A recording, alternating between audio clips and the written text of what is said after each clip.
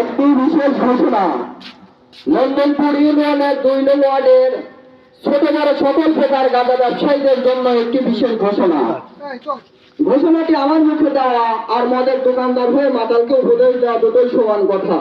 তারপরে বলছি, আজ এখন থেকে নন্দনপুর ইউনিয়নের 2 নং ওয়ার্ডে কোনো গাঁজার ব্যবসায়ী গাঁজা বিক্রি করতে পারবে না।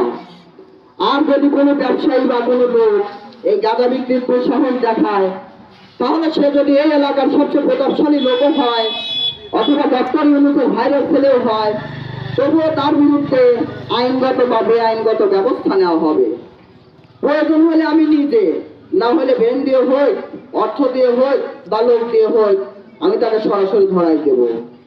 লুকাই চুরাই বা ওপেনে যদি কোনো গাঁজা বিক্রেতা গাঁজা বিক্রির দুঃসাহস দেখান, তাহলে আমার পক্ষ থেকে তাকে ওপেন চ্যালেঞ্জ রইল, যদি আপনি পারেন গাঁজা বিক্রি করেন, আর আমি ওরা যদি পারি ইনশাল্লাহ আপনাকে ধরাই দেওয়ার সর্বোচ্চ চেষ্টা করব। কারণ এই নন্দনপুর ইউনিয়নের 2 নং ওয়ার্ডের খয়েরবাড়িয়া পিয়াদা শঙ্করপাশা গ্রামে গাঁজা খাওয়ার চেয়ে গাঁজা বিক্রির লোকের সংখ্যা বেড়ে গেছে।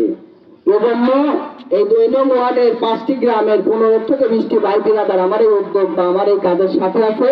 ইনশাল্লাহ আমাদের এই উদ্দেশ্যটি সফল হবে। ইনশাআল্লাহ। ঠিক আছে।